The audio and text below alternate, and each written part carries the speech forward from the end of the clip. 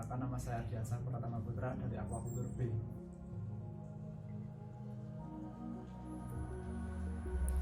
Metode pertama yang digunakan adalah pemilihan induk ikan cupang.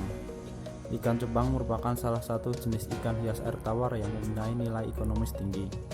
Ikan cupang yang berkelamin jantan mempunyai warna yang lebih menarik dan memiliki nilai komersial lebih tinggi dibandingkan yang betina.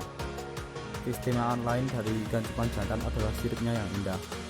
Akhir-akhir ini, permintaan terhadap jenis ikan cupang jantan semakin meningkat. Tidak heran jika kebutuhan pasar akan ikan cupang jantan lebih banyak dibandingkan yang betina. Dengan penambahan ekstra purwoceng pada saat pemijahan ikan cupang, diketahui akan memunculkan genetik jantan pada anakan ikan cupang yang disisakan. Untuk seleksi induk yang digunakan untuk pemijahan yaitu digunakan ikan cupang yang sudah matang gonad. Kemudian ikan tersebut dilakukan pairing dengan cara menyekat di sebuah akuarium hingga sang pejantan mengeluarkan busa yang mempertandakan ikan tersebut siap untuk dibreeding. Proses selanjutnya yaitu pembuatan ekstrak purwoceng. Tanaman purwoceng merupakan salah satu tanaman obat asli Indonesia yang memiliki senyawa aktif stigmasterol yang mampu menimbulkan efek androgenik. Pemberian hormon androgen dapat menyebabkan proses pengarahan jenis kelamin ke jantan atau maskulinisasi.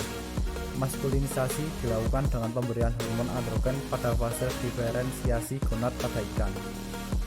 Perubahan lingkungan yang disebabkan oleh pemberian hormon dari luar dapat menyebabkan rangsangan pada sistem saraf ikan dan memacu pelepasan hormon gonadotropin untuk pembentukan gonad jantan. Hal tersebutlah yang diharapkan dapat terjadinya proses pembentukan gonad jantan pada ikan. Setelah diberikan air, purwoceng tersebut didiamkan semalaman agar zat pada tanaman tersebut dapat keluar. Dosis purwoceng yang digunakan mengacu pada penelitian dosis terbaik Nurkasana yaitu 20 mg per liter. Bahan tersebut dilarutkan dalam 0,5 ml etanol 95%, kemudian diencerkan dengan air hingga volume 1 liter ke dalam air perendaman. Larutan perendaman diaerasi selama 24 jam untuk menguapkan etanol terlebih dahulu. Setelah itu, diamkan ikan selama 5 hari agar proses maskulinisasi dapat terjadi.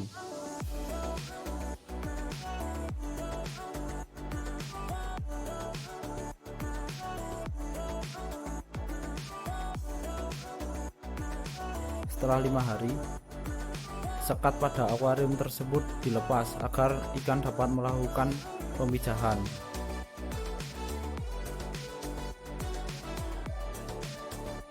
Pemijahan tersebut biasanya terjadi setelah ikan bersama selama kurang lebih 12 jam.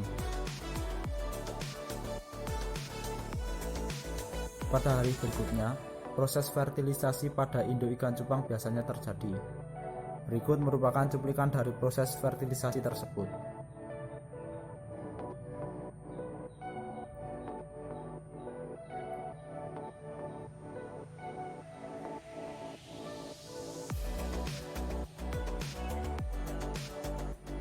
Setelah telur keluar, telur akan diambil oleh indukan jantan dan akan langsung diletakkan pada sarang yang telah ia buat. Telur tersebut akan menetas kurang lebih selama 22 jam ke depan.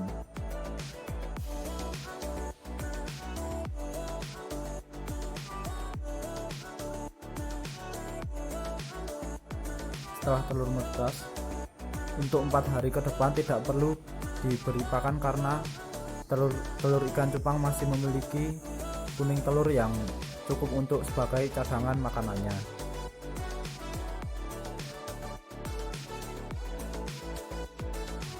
Pada hari keempat usia larva cupang dapat diberikan pakan berupa artemia karena artemia memiliki ukuran yang sangat kecil sehingga pas dengan bukaan mulut larva cupang.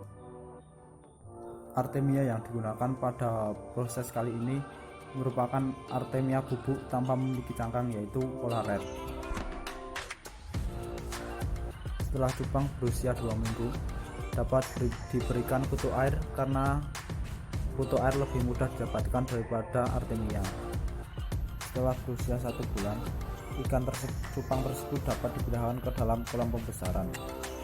Untuk tingkat keberhasilan maskulinisasi ikan cupang pada penelitian kali ini cukup baik, yang dapat dilihat dari persentase jenis kelamin serta derajat persentase dan tingkat siklus hidupan yang cukup tinggi. Untuk persentase kelamin jantan yaitu 82,34% sampai dengan 86,74%. Sedangkan persentase untuk jenis kelamin betina yaitu 13,26% hingga 17,66%. Sekian video dari saya, terima kasih.